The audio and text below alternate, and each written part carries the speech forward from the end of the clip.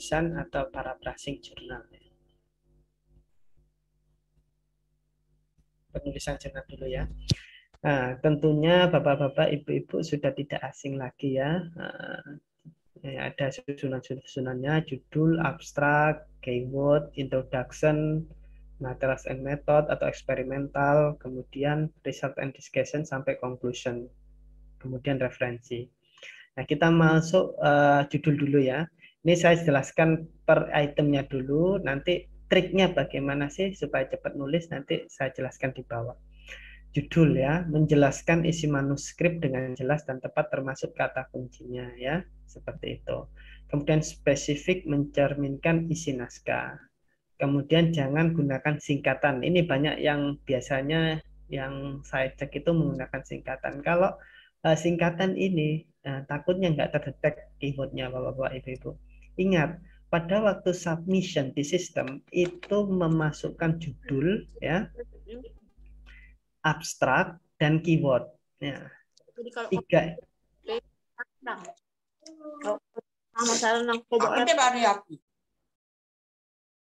Oke ya.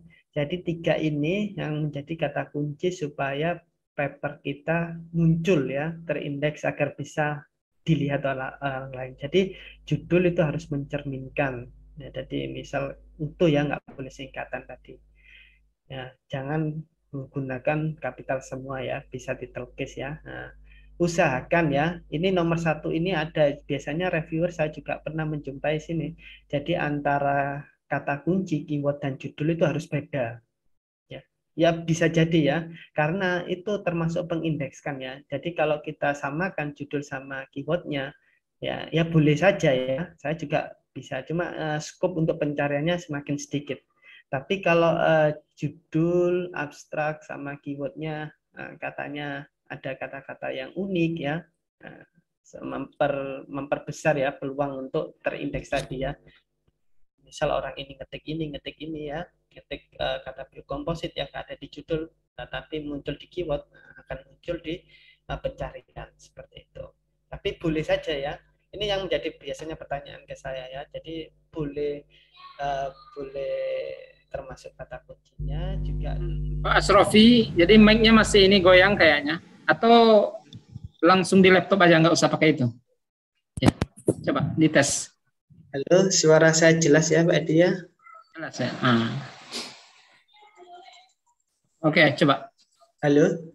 Halo, lanjut. Saya Pak Edi. Jelas. Gini aja ya. Maaf gangguan teknis.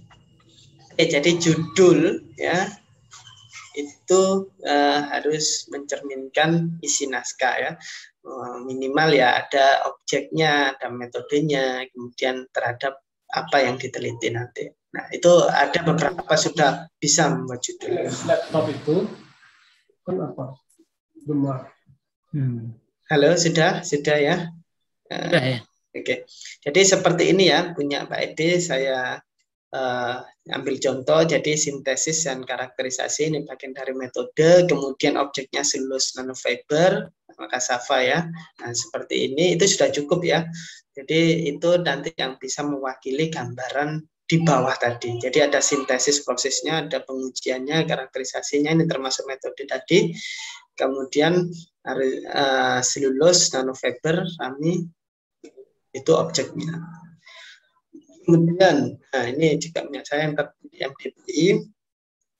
Nah, ada mechanical properties ya di sini, ini terhadap sifatnya yang ingin kita, tujuannya kita ingin melihat mechanical properties-nya, ya tujuan yang ingin kita dapatkan. Kemudian objeknya, ya baru metodenya, ya seperti itu. Jadi 3 atau 2 itu sudah cukup mewakili. Kemudian masuk abstrak, Bapak Ibu, ada dibatasi 150 sampai 250 kata ya, tergantung jurnal yang dituju. Misal introduction-nya 1 kalimat. Ada yang banyak sekali Bapak Ibu. Ternyata enggak ada salah satu di antara introduction, method, result, conclusion itu enggak ada. Jadi itu yang saya kurang sarankan ya. Bahasa jurnal itu kan singkat, padat dan jelas ya. Nah, introduction cukup 1 kalimat. Metodologi 1 sampai 2 kalimat, results itu 3 kalimat. Karena itu merupakan temuan. Karena yang ditekankan itu kan temuannya. Kemudian kalau ada conclusion ya boleh ditambahkan. Kalau ada recommendation boleh juga ditambahkan. Biasanya sih habis result itu ya selesai. It's never mind ya, enggak apa-apa. Biasanya yang mengandung itu introduction, metodologi, dan results. Seperti itu. Kemudian menyatakan dengan singkat tujuan studi yang dilakukan. Ya, jelaskan aspek eksperimental ya, metodologi, dan result tadi. Nah, ini Bapak-Bapak Ibu. Konsep susunan dan penilaian pada abstrak ya. Ini yang saya pernah melihat form review ya di salah satu jurnal. Jadi introduction itu nilainya 10. Kalau ini artikel penelitian ya. Kemudian objektif itu objeknya yang diteliti 10 ya. Kemudian brief metodologi ya, metodologinya itu 20. Nah, ini temuannya ini 50. Jadi nanti Bapak-bapak, Ibu-ibu kalau mau menyatakan di abstrak lebih banyak dibalut ya di findingnya ya, hasilnya ini karena poinnya 50% sendiri ya, rekomendasi 10 ya. 6 sampai 10 kalimat itu ya mungkin 150 sampai 250 kata ya. Hanya satu paragraf ya, dan tidak boleh ada kutipan ya. Tentunya sudah tahu Bapak-bapak Ibu-ibu. Harus berdiri sendiri, artinya ya wis murni dengan bahasa kita, apa yang kita teliti ya, kita tulis ya dalam bentuk abstrak ya, karena dengan lihat abstrak itu sudah tahu gambaran umum, gambaran secara rincinya nanti di paper itu sudah akan tahu, seperti itu. Nah, seperti ini contoh abstrak dari Pak Edi ya, ada introduction dan tujuannya ya, di study ya, sudah jelas ya, hanya berapa kalimat ini, satu kalimat ya. Nah, di study focus on synthesis and characterization. Nah, itu kan introduction juga objeknya, ya, tujuannya juga. Kemudian baru masuk CNF, Rami was prepared, ya, disiapkan ya. Ya, berarti itu masuk metodologi ya, juga sampai pasti sejarah. Kemudian physical, mechanical, nah ini kan pengujian metodologi juga ya. Nah, baru resultnya yang ditunjukkan. The result shows, nah, seperti itu. Ya, 1 sampai 2 kalimat cukup ya. Itu pengemasannya seperti itu. Kalau misal ditambah rekomendasi is never mind ya. Seperti itu. Masuk ke kata kunci. Kata kunci digunakan untuk mengindeks artikel ya. Itu tadi misal kalau kita masuk ke Google Scholar kita ketik apa. Nah, itu tadi itu keywordnya yang kita masukkan. Ya, kata kunci merupakan label setiap naskah atau manuskrip. Usahakan kata kunci ini muncul ya di setiap pembahasan, hasil pembahasan, mungkin metodologi muncul ya, atau di introduction yang sering disebut, karena itu bisa memunculkan pencarian. Kemudian juga agak spesifik ya, jangan terlalu spesifik ya, ya mungkin 2-3 kalimat ya, itu maksimal ya. Jumlah kata kunci setiap jurnal berbeda tergantung jurnal target tadi ya. Nah, masuk ke pendahuluan. Pendahuluan yang baik ya. Pendahuluan harus dibuat dari bentuk khusus dari bentuk kasus umum ya, maksudnya kasus umum, dan mengarah ke yang spesifik ya, mengalir ya, seperti air. Buat konsep pendahuluan seperti bentuk piramida yang saya sajikan. Ya, pertama pernyataan umum ya, deskripsi tentang aplikasi, tentang misal isu kelangkaan beras itu berdasarkan data BPS itu karena ini. Kemudian ditawarkan identifikasi masalahnya seperti ini. Kemudian ditawarkan solusi dengan satu kalimat yang ininya nanti membuka diskusi kita di bawah ya, diskusi tentang apa yang sudah dilakukan oleh yaitu dengan literatur review tadi. Oh, ternyata solusi itu sudah pernah ditawarkan oleh orang X ya, kemudian ditinjau lagi orang Y, tapi orang X dan Y ini belum meneliti tentang si D. Nah, itu maksudnya knowledge gap atau novelty kita. Nah, baru masuk kita objek yang kita teliti. Seperti itu. Itu gambarannya. Ya, susunan dan kerangka pendahuluan. Nah, yang problem tadi atau general statement, ya pernyataan umum, itu nyatakan dengan jelas ya masalah yang diselidiki, latar belakangnya ya. Kemudian alasan dilakukan penelitiannya, itu kenapa ya. Kemudian baru masuk ke tadi literatur review ya, irrelevant ya, jadi harus relevan dengan paragraf penelitian yang kita laksanakan. meringkas penelitian terdahulu yang relevan. Kemudian explain a gap in previous research ya. Jadi menyatakan ya adanya knowledge gap di situ yang belum disampaikan orang. Ya misal si A melakukan ini, si B melakukan ini, tapi A dan B belum melakukan ini. Nah itu gap itu ya, knowledge gap yang bisa kita masuki sehingga muncul novelty di situ.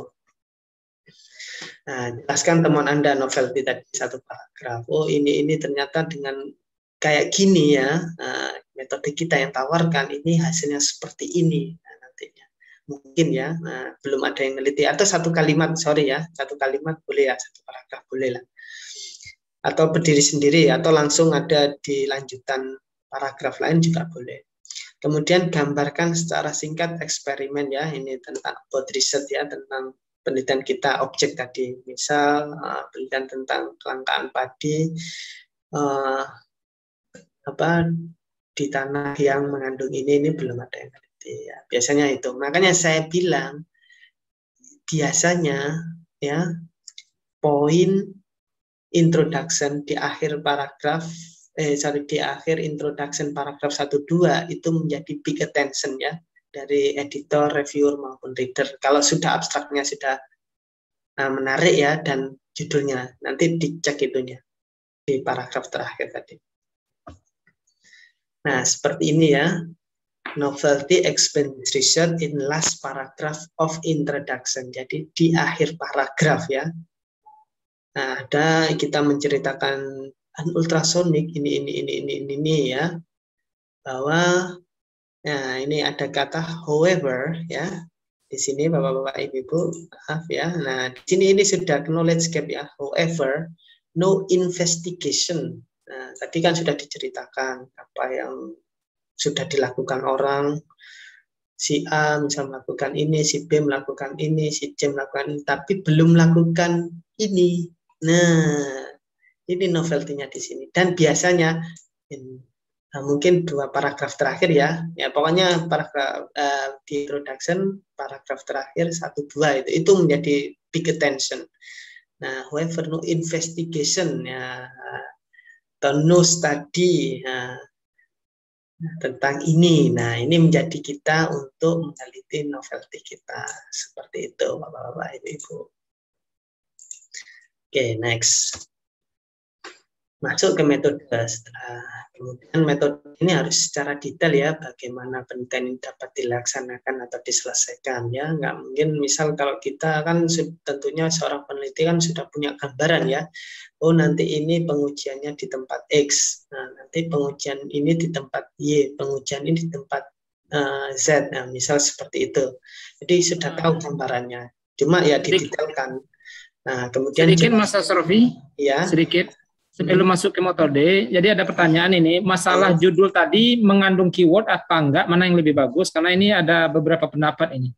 Apakah judul itu boleh ada keyword di sana atau gimana? Ya. Ada pertanyaan dari Bu Eti, Bu Nahda, dan ya. Ya, kemarin kalau saya ya, yang pernah paper itu submit itu biasanya saya mengandung ya, pakai keyword ya. Keyword itu ada di judul ya.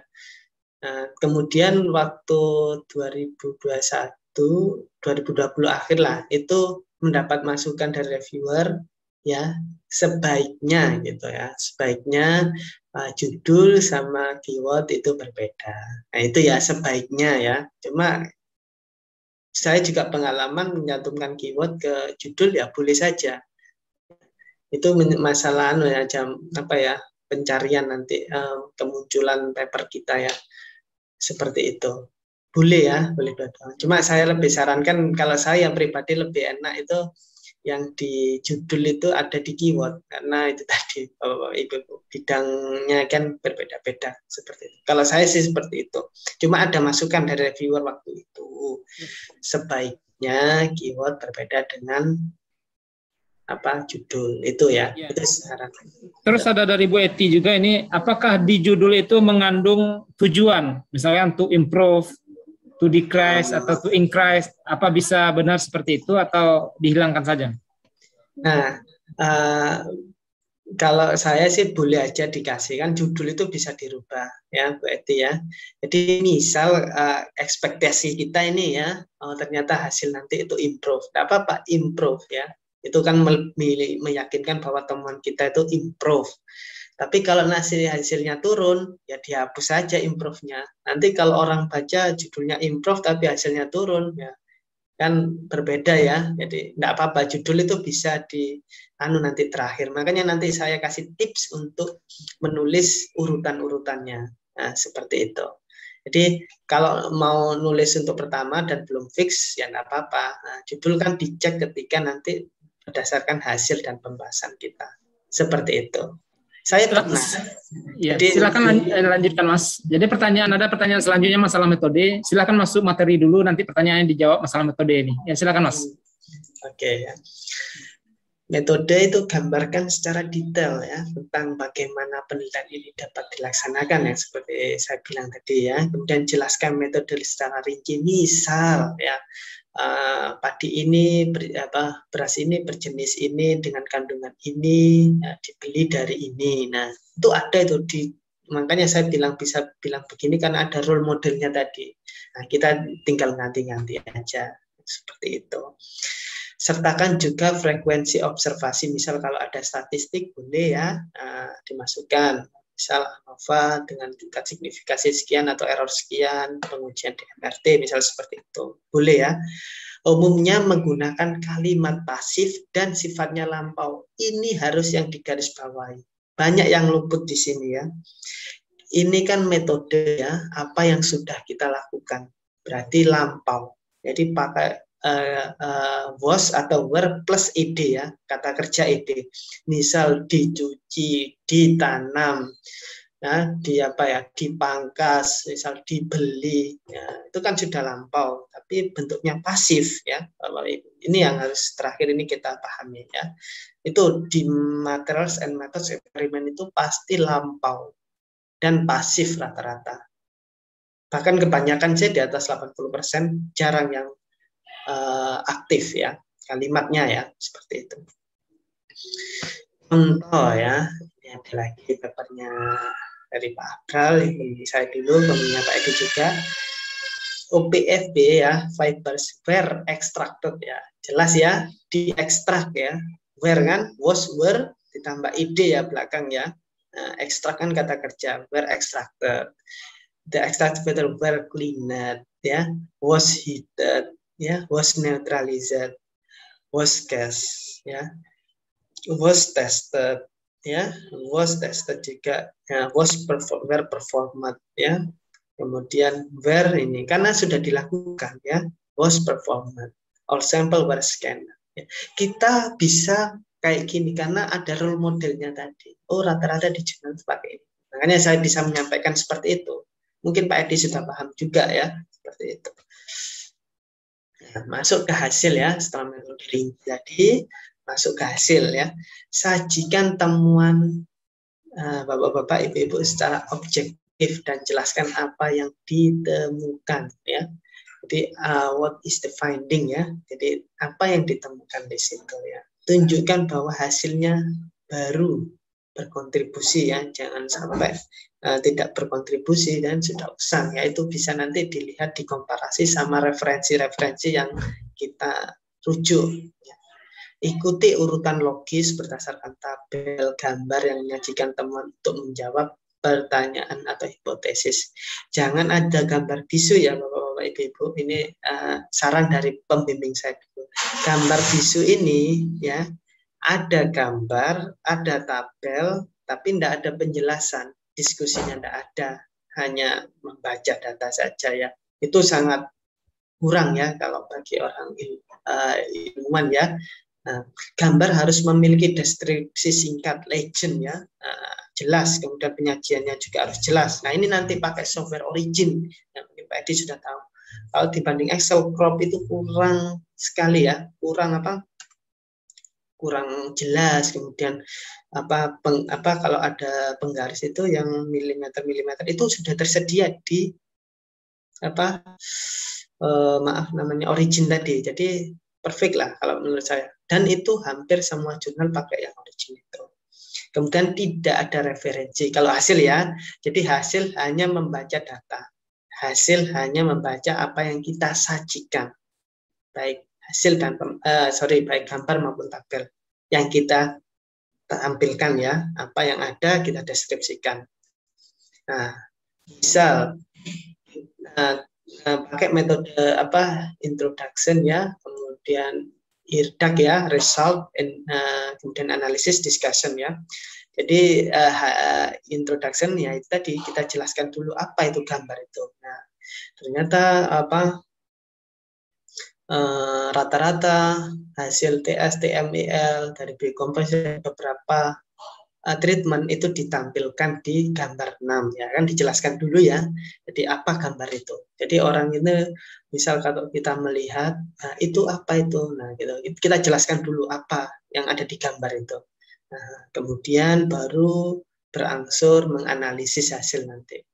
Nah, sampai ke temuannya ya, jadi result ini tadi, nah ini habis dijelaskan tadi, kemudian oh ternyata 3, MPa, 41 MPa, 49,9 MPa, dan peningkatannya 22,2%, itu yang ditampilkan tadi. Nah itu masih hasil ya, jadi introduction, result, IRDAQ ya, kemudian discussion, analisis, habis itu discussion ya.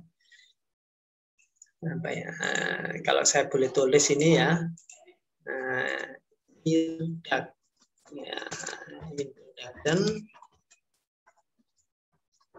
result,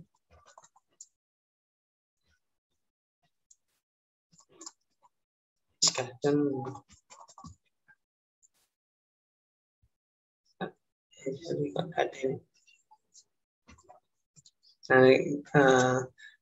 conclusion ya begitu. Ini analisisnya ya. Nah seperti ini, jadi alurnya seperti ini kalau mau menampilkan Bapak Ibu ya. Jadi ada pendahuluan dulu, dijelaskan apa itu, kemudian hasilnya bagaimana, baru sorry ini sorry. Nah, analisis dulu ya, baru discussion ya. Jadi analisis dulu hasilnya, baru didiskusikan, dikomparasi dengan peneliti sebelumnya. Kalau bisa di conclusion ya lebih baik ya. Misal metode kita lebih baik dibanding penelitian sebelumnya, seperti itu.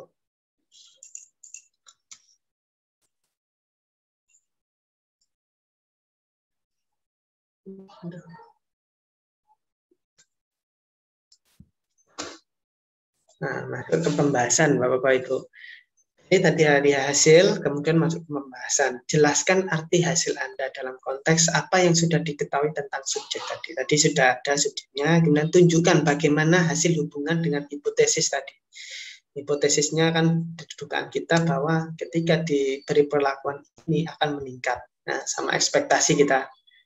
Kemudian juga kutip literatur sebelumnya yang mendukung kita, yang similar ya, yang mirip ya. Nah, artinya kita sudah ada gambaran bahwa role model tadi ya gambarnya seperti itu dengan didukung oleh peneliti-peneliti sebelumnya, hasil kita tadi. Nah, kita diskusikan di sini ya. Nah, kemudian jangan memperluas kesimpulan, artinya menafsirkan sesuatu yang di luar konteks ya. Nah, artinya kita kan sudah baca beberapa jurnal ya, dipaham betul skemanya itu. Alasannya seperti apa, why-nya seperti apa. Nah, itu yang dijelaskan pada diskusi pembahasan. Kemudian hindari kata bisa, akan, harus, mungkin. Karena kita kan pasti ya, Bapak-Bapak Ibu. Jadi kalau meningkatkan ya pasti meningkatkan. Misal treatment A dapat meningkatkan produktivitas padi. Nah, itu hasil ya. Hal tersebut dikarenakan, nah itu kita masuk ke analisis dan diskusi. Dikarenakan ini. Dengan ini faktornya ini. Hasil yang mirip juga dilaporkan, nah itu yang tadi referensi tadi. Supaya untuk mempertajam dan mendukung pemikiran kita. Jangan nanti kata mungkin ini akan menjadi, nah jangan ya. Nah, itu kan pasti sudah ada hasilnya. Itu analisis why ya. Ini tadi dijelaskan penurunan ya, mulai dari sini ada was reduced reaching maximum level ini ya 60 menit compared to non-vibrated sample sampai ini ya dijelaskan. Nah, baru ini perubahan ini ya, this change in mechanical properties ya. Tadi kan mechanical properties due to the ultrasonic vibration ya. Jadi karena ini diskusinya ya. Kemudian dibandingkan dengan peneliti sebelumnya. Nah, seperti itu gambarannya. Jadi metode IRADC ya tadi. Introduction, result, analysis, discussion, dan conclusion. Ya, hasil dan pembahasan ada feature, kemudian dideskripsikan feature and tabelnya, kemudian why, reason, kemudian di backup dengan fenomena yang similar dari referensi sebelumnya, kemudian dijelaskan ya dan dibandingkan. Nah, seperti ini urutannya Bapak Ibu. Nah, ini ada 1 2 3 4 ya harus saling support ya kalau ingin meyakinkan. Jadi misal pengujian 1, pengujian 2 itu harus saling mendukung atau didukung oleh peneliti sebelumnya yang mirip seperti itu. Nah, kesimpulan menjawab permasalahan atau tujuan. Kesimpulan harus menjelaskan tentang temuan ya. Jadi temuannya apa itu yang paling besar di kesimpulan. Kemudian kalau ada batasan, nah, implikasinya disampaikan di akhir, biasanya akhir kalimat ya, supaya peneliti selanjutnya bisa meneruskan. Sebaiknya ditulis dalam bentuk paragraf bukan per item, tergantung jurnal target. Ya, dan kesimpulan ya, tujuannya ada ya. Jadi, kemudian temuannya ini, nah sudah seperti itu ya. Merangkum ya, bukan menceritakan hasil lagi, bukan ada hasil dan diskusi lagi. Seperti itu. Nah, ucapan terima kasih ini yang menjadi pembaca ya, kepada orang-orang yang berkontribusi, kepada naskah, misal translator, proofreading, boleh ya, atau pemberi dana riset, hibah atau beasiswa. Ini yang menjadi pembeda nanti. Oh, bahwa paper ini didanai ini, paper ini didanai ini. Nah, seperti itu. Ini yang menjadi keunikan. Nah, misal saya ini sewaktu S3 ya, ini disupport oleh Kemenristek Dikti, kemudian saya juga berterima kasih karena proofreadingnya. Seperti itu. Nah, referensi ini biasanya orang-orang hampir tidak memperhatikan ini karena referensi ini menunjukkan kemutahiran ya, kemutahiran penelitian kita berapa tahun sih ya. Gunakan sumber artikel 10 tahun terakhir ya, disarankan 5 tahun ya supaya terbaru, dan kutipan 80% dari jurnal ilmiah yang dapat di tracking ya, artinya dicek ya. Ada yang nggak bisa dicek ya, tandanya apa, harus ada DOI-nya ya, itu lebih baik. DOI, Direct Object Identifier, biasanya bapak-bapak, ibu-ibu kalau melihat di jurnal Elsevier, Wiley, Springer itu pasti ada DOI-nya ya, itu yang bisa di-track. Nah, kalau nggak bisa di-track lah, ini jurnal dari mana referensinya ya. Nah, seperti itu. Jadi harus 80% ya yang bisa di-tracking, dan 5 tahun terakhir kalau yang saya sarankan. Kemudian kutipan diri, self citation itu juga boleh disarankan, tapi sewajarnya saja. Jangan misal kita punya paper dari hasil-hasil S3 kemudian kita kutip semuanya walaupun tidak ada hubungannya, tidak boleh ya. Walaupun ada hubungannya juga ya sewajarnya aja ya. Nah, mungkin 2-3 paper dengan nama kita ya. Tapi jangan sampai 10 sampai 15, nah itu kelihatan ya. Kemudian gunakan reference manager seperti Mendeley dan EndNote untuk memanajemen referensi. Nah, seperti ini.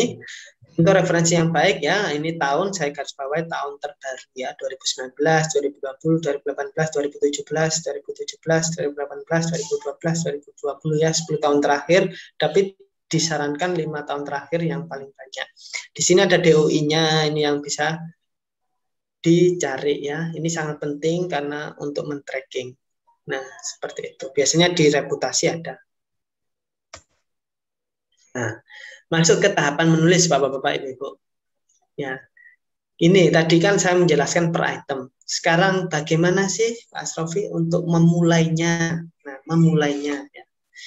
Misal kita sudah melakukan penelitian atau mau melakukan penelitian, data yang sudah diolah atau yang belum diolah ya, kita dapatkan, nah kita ketik saja metodenya dulu. Ya, misal kita sambil penelitian ya di situ ya, metode diketik dulu. Kemudian ada hasil, kita buat hasil dulu, kemudian diskusi, baru kesimpulan, baru masuk ke pendahuluan ya. Habis pendahuluan kita buat abstrak, kemudian judul, kata kunci, ucapan terima kasih, referensi. Itu alurnya kalau yang saya biasa gunakan. Tapi misal ada pertanyaan, Pak Asrafi, kalau hasilnya masih nunggu dari tempat lain belum keluar, ya selesaikan dulu. Ada yang mulai dari pendahuluan dulu, it's never mind ya, tidak apa-apa. Karena kalau saya pribadi saya nanti hasil dan diskusi itu nanti bisa merubah segalanya ya, misal dari pendahuluannya juga, kemudian abstraknya, judulnya yang seperti yang ditanyakan tadi, ya, itu yang menjadi garis bawah saya. Jadi data itu walaupun kita juga menunggu data ya, kita tulis saja metode, hasil dan diskusinya dulu, ya seperti itu. Untuk pendahuluan kan gampang, itu kan literatur review yang sudah kita baca ya, beberapa jurnal. Yang penting novelty sudah ada di angan-angan kita, seperti itu. Oke, sampai di sini dulu untuk tahapan menulis manuskrip. Mungkin ada yang ditanya. Kita diskusi sebentar ya. Ada pertanyaan ini, Pak Asrofi. Ya. Pertama dari Bu Eka, apakah metode yang sudah sering digunakan itu perlu referensi juga? Kemudian ada lagi yang bertanya, bagaimana style tentang penulisan kesimpulan itu perlu pakai number atau hanya narasi? Sekarang stylenya itu adalah narasi. Mungkin itu bisa ditambahkan penjelasannya. Untuk metode Bu Eka ya, mulai dari mana tadi Pak? Ya. Jadi kalau misal metodenya kita merujuk, boleh ya. Kalau di metode hasil dan pembahasan, mulai introduction, metode hasil dan pembahasan, kemudian ya itu boleh pakai referensi ya, boleh merujuk ya. Misal saya mau merujuk metode yang dipakai Pak Edi dengan modifikasi, boleh ya, boleh Bu, boleh, pernah itu, dan itu sudah terbit ya, with modification. Mungkin mungkin dari Pak Edi jalurnya A, cuma saya jalur A tapi ada sedikit modifikasi. Pak Asrofi, ya. Maaf Pak, maksudnya gini Pak, itu metode sudah banyak yang pakai.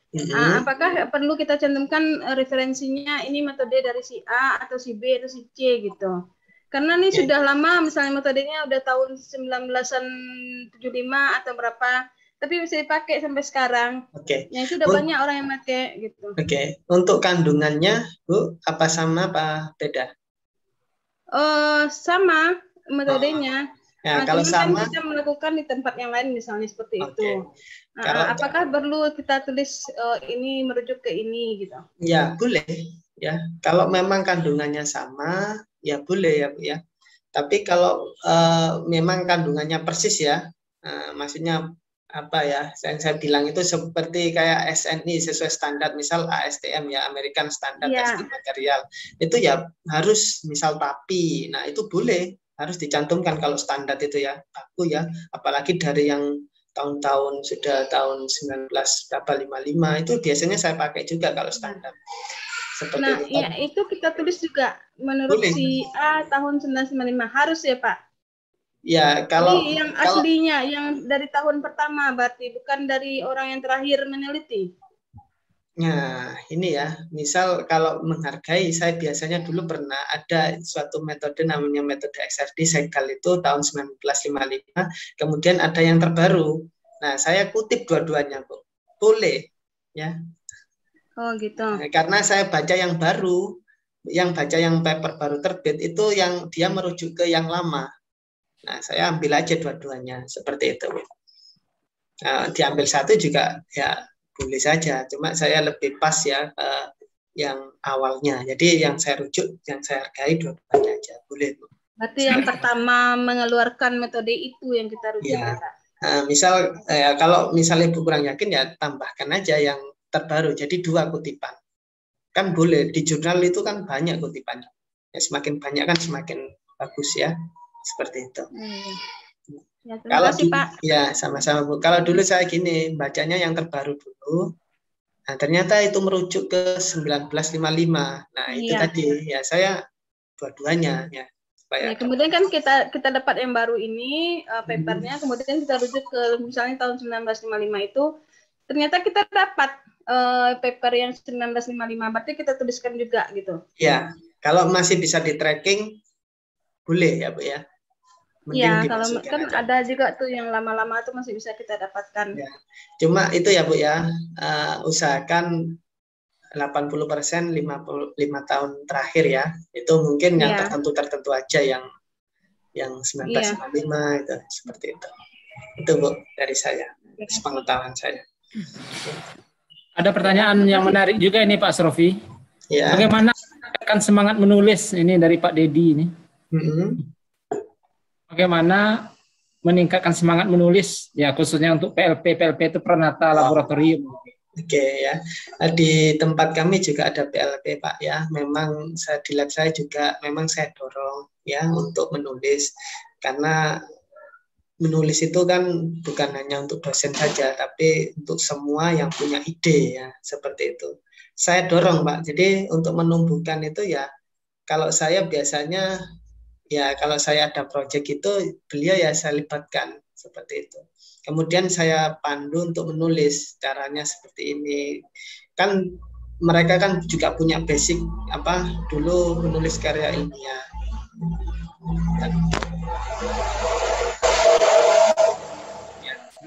Menulis karya ilmiah ya, semangat saja Pak. Tapi kalau sudah tidak ada yang mengajak itu semangatnya turun ya. Aslinya antusias sekali kalau PLP itu Pak. Jadi kita misal saya kasih proyek ini, ayo kita tulis bareng. Terus saya kasih manfaatnya, ini loh manfaatnya nanti menulis bisa untuk lanjut ke S2. Nah seperti itu. Akhirnya dia termotivasi waktu itu. Karena PLP kan di sini kan S1 semua Pak. Ada yang D3 juga. Jadi ada kesempatan bahwa paper ini nanti berfungsi untuk modal untuk S2. Seperti itu Pak. Untuk semangatnya ya tergantung masing-masing Pak. Cuma saya memotivasinya seperti itu, saya kasih proyek, saya ajak untuk menulis sama-sama. Sampai sekarang. Ada pertanyaan dari Bu Merli ini. Saya ingin bertanya mengenai lisensi software. Bagaimana ya Pak? Apakah harus berlisensi kita melakukan penelitian atau ada cara lainnya? Biasanya kalau tergantung bidang ya, kalau biasanya simulasi, Bapak-Bapak, Ibu-Ibu ya, simulasi ya, kayak di teknik mesin, kayak ANSYS, Autodesk itu biasanya harus berlisensi ya, karena memang penelitiannya full software. Tapi kalau untuk mengolah data saja, ya saya biasanya pakai yang dalam tanda kutip crack ya, boleh, gitu, sampai sekarang, boleh ya. Cuma ya memang kalau di luar negeri kan tidak diperbolehkan strict, tapi itu tidak masalah. Ya. Yang menjadi substansi di sini kan tadi novelty-nya tadi seperti itu. Tapi kalau sudah berhubungan dengan software, simulasi, ya misal menyimulasikan gaya, terus tegangan, nah itu baru full software, itu baru yang ditanyakan lisensi. Karena nanti itu ada fitur-fitur yang terhidden di situ Bu. Kalau nggak lisensinya lisensinya nggak premium ya. Kalau yang free itu tertutup. Jadi seperti itu. Jadi kalau untuk pengolah data saja saya kira yang tidak berlisensi pun boleh seperti itu. Itu Pak Edi. Ini ada lagi pertanyaan. Jurnal close access apakah selalu ada tercatat di Simago? Ini dari Bu Frimolina lagi. Close access apakah selalu ada di Simago? Jurnal close access itu ini ya jurnal ya Bu ya. Jurnal itu semua jurnal itu pasti ada open access, ada close access. Tapi tergantung ya. Kalau jurnal yang full open access ya ada. Kalau close access sama open access juga ada. Close access full juga ada ya. Kalau untuk terindeks Skimago atau tidak itu kan tergantung indeksasinya. Selama dia terindeks Scopus ya. Karena SJR kan basisnya datanya di Scopus. Selama dia di indeks Scopus, itu pasti keluar SJR-nya, Skimago-nya. Tapi kalau dia tidak terindeks Scopus, nah, dia tidak muncul di Skimago. Seperti itu Pak Edi. Ya. Silakan Mas dilanjutkan materi yang lain selanjutnya. Untuk diskusi kita cukupkan dulu. Ya, paraphrasing jurnal ya. Saya juga agak jarang gunakan paraphrasing tool rough and read ini, hanya tertentu saja. Karena kalau pakai software itu acak-acakan jadi bahasanya. Jadi tipsnya ya, saya kalau paraphrasing itu menulis di bahasa Indonesia dulu. Karena kalau di bahasa Indonesia dulu, kalau kita translate kan itu pasti berbeda ya Bu. Ya, dari bahasa strukturnya itu pasti berbeda dengan penulis-penulis di luar negeri. Karena gaya bahasa kita sama luar negeri juga berbeda, ya strukturnya juga berbeda. Ya itu yang saya sarankan utama ya. Tapi ada software juga, cuma ya biasanya acak-acakan sih kalau misal di 30% untuk reparaphrasing itu ya jelek ya susunannya seperti itu. Nah, persen plagiasi yang disarankan ya itu kalau pendahuluan itu 5%, tinjauan pustaka 5%, metodologi 5%, hasil murni ya dari kita membaca data hasil kita, diskusinya ada rujukan nanti, ada similar dari penelitian, ada 5%, kesimpulan kita nyimpulkan jadi nggak merujuk, 0, abstrak juga 0, jadi total 20%. Ini sudah yang diizinkan ya Bapak-Bapak Ibu. Kalau 10%, 15% malah lebih bagus lagi ya. Tapi biasanya di jurnal itu rata-rata 25% ke bawah ya. Itu yang diizinkan. Jadi 20% masih aman. Nah, bagaimana cara untuk mengurangi plagiasinya? Ya, satu, menggunakan kata sinonim sebanyak mungkin. Ya, jadi misal kata sinonim ini biasanya kata kerja ya. Misal nanti saya jelaskan sedikit seperti ini ya. Nah, misal parameter 1 banyak orang sudah menggunakan so.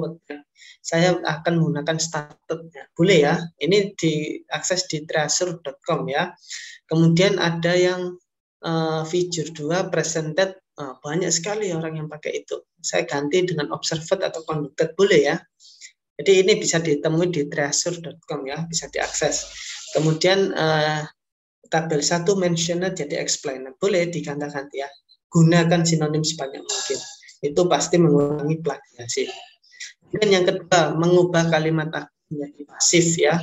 Struktur kalimat ya, utamanya biasanya ya di bagian materials and method eksperimental ya. Kalau mungkin di introduction, di discussion itu ya jarang ya pakai yang pasif ya. Tapi saya dulu nyoba pakai yang pasif ya juga lolos ya, artinya unik ya. Seperti itu. Tapi maksudnya sama tetap, cuma struktur kalimatnya yang diubah ya. Kemudian teknik ketiga, membaca beberapa kalimat dari beberapa jurnal kemudian menyimpulkannya. Ya, ini yang saya. Jadi pakai bahasa sendiri ya kita ya. Jadi dari pembahasan orang-orang itu ya kita rangkum, kita buat bahasa sendiri pakai bahasa Indonesia saja. Ya, itu pasti berbeda dengan orang lain ya, apalagi orang luar negeri, karena gaya bahasa kita itu lebih ya, kalau saya bilang itu bertele-tele dibanding orang luar negeri yang langsung strict. Tapi tidak apa-apa, itu mengurangi plagiasi. Dan teknik 4, setiap 3 kata beruntun harus ditambahkan 1 kata baru dalam sebuah kalimat. Ya, misal the rice field is a new potensial ya, misal new material ya, new potential material, saya tambahkan potensial di situ, boleh ya. Itu memutus plagiat, karena hitungan plagiat itu 3 suku kata beruntun ya, jadi kita pisah ya, kita tambahkan ya, supaya dia tidak terdeteksi plagiarisme tadi. Jadi setiap 3 kata kita tambah kata baru, setiap 3 kata kita tambah baru. Itu tekniknya ya, seperti itu. Oke ya, itu teknik plagiat ya. Tapi selama ini yang saya lakukan ya tadi membaca kemudian menyimpulkan pakai bahasa sendiri, pakai bahasa Indonesia dulu ya. Kemudian ditranslate ke bahasa Inggris ya pakai Google Translate. Tapi ingat ya, gunakan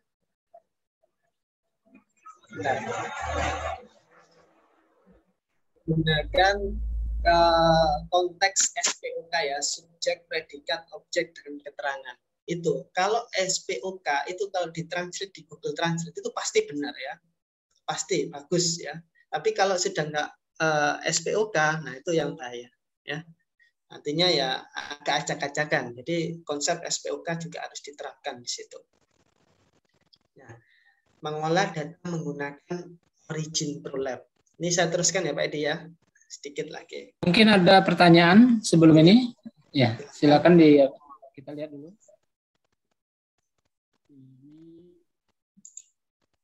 Ya, dari Bu Wan Arfiani ini.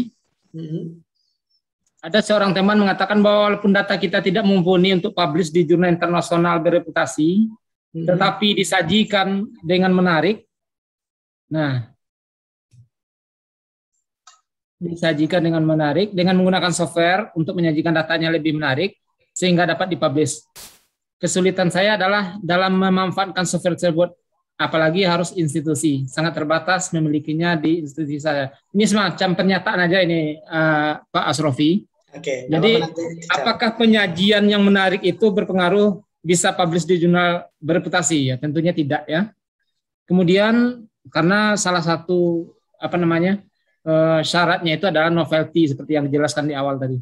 Kemudian yang selanjutnya Ibu atau Bapak Yul Hizar ini, referensi pada dasarnya kan bisa ditulis secara manual. Mengapa harus pakai software Mendeley gitu? Ya, mungkin itu bisa dijelaskan dulu Pak Asrofi. Oke ya, kenapa Mendeley Bapak-Bapak Ibu-Ibu ya? Saya pertama kali juga pakai Mendeley ya, cuma di tempat terpisah. Artinya apa? Kalau saya masukkan ke manuskrip nanti acak-acakan ya. Misal saya bentuk angka ya, yang bentuk angka itu apa ya? Apa style ya. Jadi ketika kita misal kalau format jurnalnya ya, bukan apa, itu susah ya. Jadi saya itu membuat Mendeley itu cuma untuk mempermudah untuk disisipkan saja. Jadi misal mau menyisipkan sesuatu ya tinggal menyisipkan. Cuma untuk formatnya itu kembali lagi ke jurnal ya. Sama, saya menggunakan dua sekarang, Mendeley sama manual. Jadi habis pakai Mendeley saya cek manual. Seperti itu. Jadi saya nggak percaya full juga Mendeley karena banyak yang jurnal yang tidak terdeteksi dan munculnya nanti di referensi juga acak-acakan. Jadi double check. Ya, artinya double check itu memastikan saja apakah stylenya sesuai yang diminta template. Utamanya habis dari Mendeley kita cek manual ya, kita cek manual satu-satu apakah sesuai format, itu ya di copy ke manuskrip tadi. Itu yang saya lakukan. Saya pernah menggunakan Mendeley full, ada yang tidak terdeteksi dan acak-acakan. Nah, mulai itu saya belajar di situ. Jadi habis Mendeley saya cek lagi, setelah oke saya kembalikan lagi ke manuskrip. Seperti itu Pak Edi. Ya, ini dari Bu Hasanah. Bagaimana strateginya buat kita bisa tahu mana jurnal yang free ini maksudnya, yang free dan tidak di reject oleh Scopus atau tidak masuk jurnal discontinue oleh Dikti? Oke ya, jadi banyak ya parameternya ya Bapak-Bapak Ibu-Ibu. Jadi kalau usahakan kalau ingin mencari jurnal target, pertama sesuaikan scope dulu tentunya ya. Terus kalau boleh hindari yang 3 negara ini ya, India, Pakistan, Bangladesh. Cuma tidak semua penerbit dari India itu jelek, karena penerbit dari India itu juga ada Springer ya, ada yang bagus juga ya, tidak semua ya, cuma kebanyakan ya, mungkin berapa persen yang baik ya. Itu satu. Kalau sudah sesuai scope ya dan menemukan jurnal yang tepat, nah mungkin anggap aja India yang Springer lah ya. India yang Springer ya, bukan yang institusi biasa yang biasanya abal-abal biasanya seperti itu.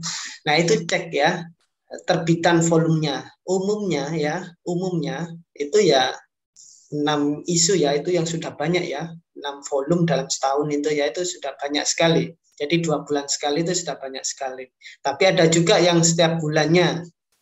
Nah, tapi tunggu dulu ya, kalau yang setiap bulan terbit itu tunggu cek citasinya ya, per dokumennya tadi, apakah banyak jurnal-jurnal yang terbit di situ banyak disitasi.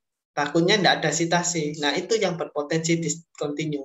Kalau jurnal tersebut tidak ada disitasi ya, citasinya rendah, itu kemungkinan discontinue-nya sangat besar karena nggak laku itu tadi Bapak-Bapak Ibu-Ibu, karya kita sudah dipajang di jalan terusan tapi nggak ada yang beli ya, yang ngutip ya sama saja ya. Tapi paper bertambah terus, akhirnya discontinue. Tapi kalau Elsevier walaupun volumenya tiap bulan ada ya, tapi kan kutipannya kan meningkat terus. Nah, kutipan itu sama jumlah publikasi bisa dilihat di scopus.com/source ya, pilih tab sources, ada author sama sources kalau nggak salah di pojok kanan atas itu. Nah, klik itu nanti masukkan nama jurnalnya di situ. Nah, di situ nanti di situ ada jumlah kutipan sama jumlah dokumen ya di situ. Jadi jumlah dokumen sama kutipan itu usahakan jumlah kutipannya lebih banyak daripada dokumen. Nah, baca minim lah satu dokumen dapat disitasi satu paper. Itu yang membuat hidup jurnal itu tadi, karena disitasi ya, ada impact-nya. Tapi kalau hanya mempublish paper saja tapi nggak dikutip, ya itu tadi berpotensi discontinue. Terus yang kedua, harus ada artikel historinya ya, Bapak-bapak, Ibu-ibu ya. Nah, kalau yang mau yang cepat ya cari download dari satu isu itu ya, ada artikel historinya kan. Nah, itu dari berapa bulan, dari submit sampai accepted. Misal 2 bulan, paper 1 download lah 5 paper ya.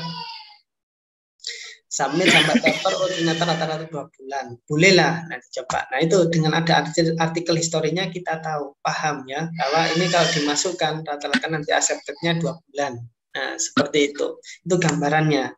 Ya, kalau ada artikel historinya, insya Allah potensi discontinue-nya rendah karena itu kan dipantau terus. Kemudian usahakan submission-nya harus lewat sistem ya, kalau Bapak Ibu, karena kalau dengan submission system itu kan sudah artinya jurnalnya modern ya, nggak lewat email, nggak lewat kayak Google Form, itu enggak. Itu kan secara pribadi ya, biasanya itu potensi discontinue tinggi. Mending lewat seperti editorial manager atau UJS, itu lebih meyakinkan. Nah, seperti itu. Kalau untuk discontinue atau tidaknya tadi lihat dari citasi sama dokumen. Itu yang sebenarnya masih banyak lagi, tapi itu yang menjadi tolak ukur tentunya. Itu Pak Edi. Ya, terima kasih Mas Asrofi. Ini menarik, bisa kita contohkan dengan praktek langsung ini. Pertanyaan dari Pak Nofrianil. Rekomendasi jurnal terindeks Scopus bidang agronomi yang free, boleh Pak? Ya, rekomendasinya apa? Atau adakah list jurnal terindeks Scopus bidang agronomi?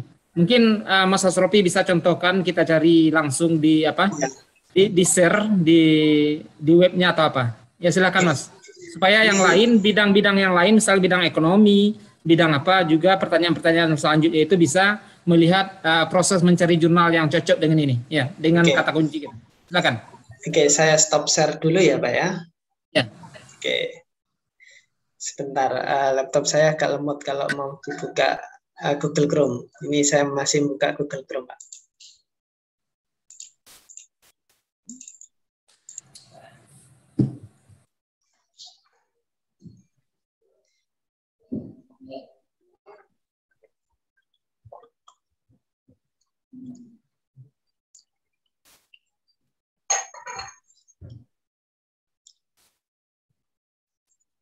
Sebentar Pak, Chrome-nya agak nggak muncul ini. Ya, nggak apa-apa, santai aja Pak. Kalau Mas mau minum, silakan minum di sana dulu. Kalau saya minumnya di sini ya.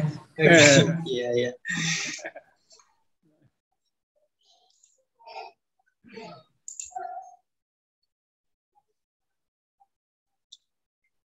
Ya Pak Agus, mungkin kita pembahasan papernya agak siang mungkin Pak Agus. Kita materinya diselesaikan dulu.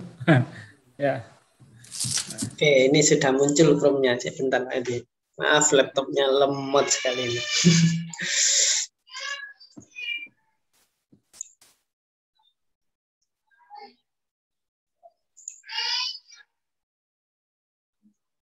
Aduh.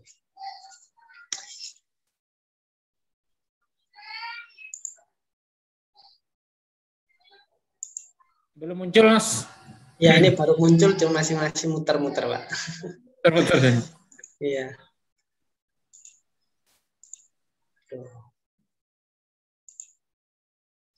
Oke ya, bisa saya share ya Pak Edi ya.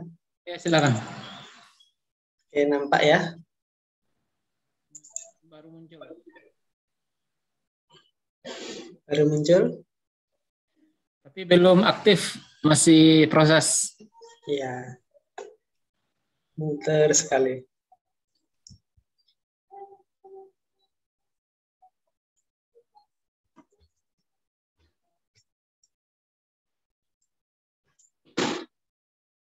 Sudah. Google Scholar. Sudah. Oke ya, cara mencari jurnal sesuai skop kita itu ada banyak, mungkin ada dua bukan banyak ya, dua cara ya. Bisa pakai Journal Finder, Bapak-bapak, Ibu-ibu, atau langsung ke SJR-nya ya. Kalau SJR itu pasti dari Next Scopus ya, pasti ya. Tapi penerbitnya bisa luas ya, bisa Elsevier ataupun bukan Elsevier ya, bisa penerbit biasa G1 sampai G4. Kita masuk ke Journal Finder dulu yang bereputasi.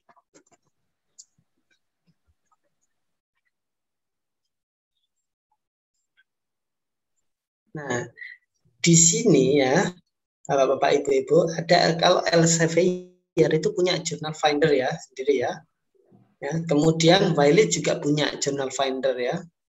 Nah, jadi misal kalau mau penerbit Elsevier, monggo masuk sini.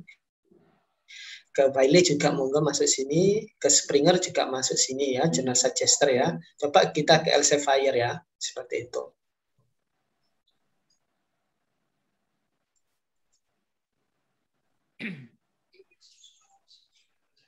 Nah, di sini kita masukkan judul kita. Nah, makanya saya menjadi penting tadi ada judul, abstrak, dan keyword. Itu yang tiga itu yang penting ya. Itu yang menjadi tolak ukur kita bahwa visibilitas paper kita bisa diakses oleh muncul ya di beberapa pencarian. Di paper title ini kita masukkan judul, abstrak, keyword, kemudian bidangnya, kemudian find jurnal ya. Nah, baru nanti ada jurnal-jurnal yang khusus terbitannya atau yang khusus penerbit Elsevier, seperti itu. Gitu Bapak-bapak, Ibu-ibu. Jadi bisa pakai Journal Finder ya. Ini trik satu ya, trik satu. Sebentar Pak Edi, mohon maaf bentar ya. Saya minum dulu. Selak.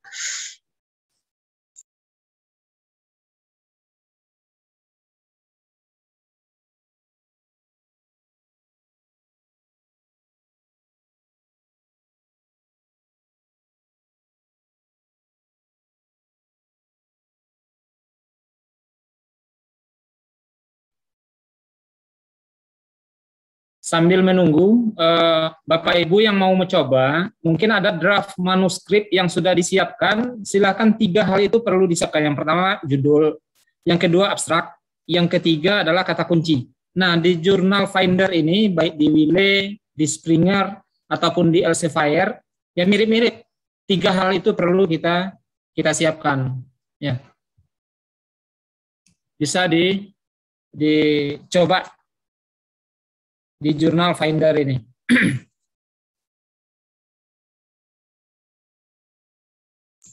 Ya, saya lanjutkan ya Pak Edi ya. Ya silakan Mas. Maaf tadi masih minum dulu. Ya jadi biasanya kalau mau